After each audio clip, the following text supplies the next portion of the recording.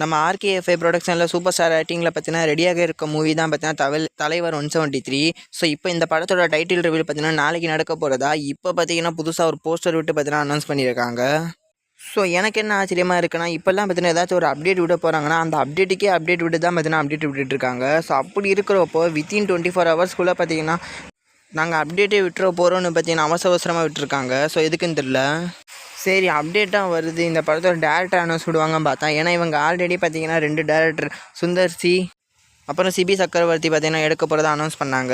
So இப்போ 3வது வாட்டி பார்த்தீங்கன்னா அனௌன்ஸ்மெண்ட் வரது போல் டைட்டிலே விட்டுறலாம் பார்த்தீங்கன்னா விட்டுருக்காங்க.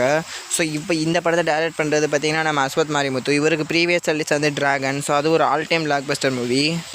ஸோ நம்ம ஆர்கேஎஃப்ஐக்கு பார்த்தீங்கன்னா லாஸ்ட்டாக ரிலீஸ் ஆனது தக் லைஃப். ஸோ அது பார்த்தீங்கன்னா எதிர்பார்த்த பெர்ஃபார்மன்ஸை பார்த்தீங்கன்னா பாக்ஸ் ஆஃபீஸில் பண்ணல. ஸோ இந்த படம் எப்படி இருக்க போய் வெயிட் பண்ணி பார்ப்போம். ஸோ இவங்க விட்டு அந்த போஸ்டரில் எனக்கு என்ன குறையாக இருக்குன்னு பார்த்தீங்கன்னா, இப்போ எப்படி கருப்பு படத்தில் நம்ம சூர்யா சார் பார்த்தீங்கன்னா காட் ரெஃபரன்ஸை வச்சுட்டு பார்த்தீங்கன்னா உள்ளக்கு வந்து பார்த்தீங்கன்னா சம்பவம் பண்ணிட்டு போகிறாரு. அதே மாதிரி பார்த்தீங்கன்னா அப்கமிங்கில் தனு, சிவகார்த்திகேயன், ரஜினி எல்லாருமே பார்த்தீங்கன்னா காட் மோடில் பார்த்தீங்கன்னா இறங்கி வந்துக்கிட்டு இருக்காங்க. ஸோ இதே ஆர்கேஎஃப்ஐக்கு பார்த்தீங்கன்னா இதுக்கு முன்னாடி பார்த்தீங்கன்னா அனௌன்ஸ் பண்ண சேவன் படம், அதுவும் பார்த்தீங்கன்னா முருக ரெஃபரன்ஸில் தான் பார்த்தீங்கன்னா ரிலீஸ் ஆகுது.